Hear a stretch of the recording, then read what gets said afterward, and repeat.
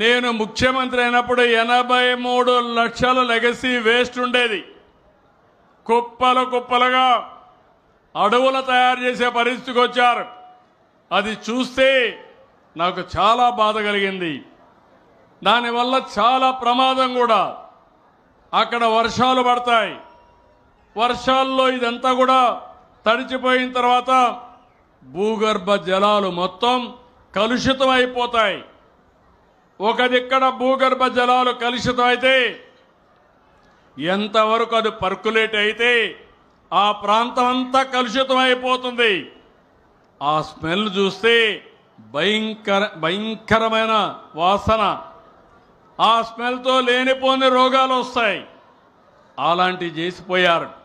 ఈరోజు అందుకే నేను ఆ రోజు నారాయణ గారికి ఒక మాట చెప్పాను, మున్సిపాలిటీకి ఒక మాట చెప్పాను. అక్టోబర్ 2 గాంధీ జయంతి నాటికి 100% లెగసీ వేస్ట్ తీయాలని చెప్పాను.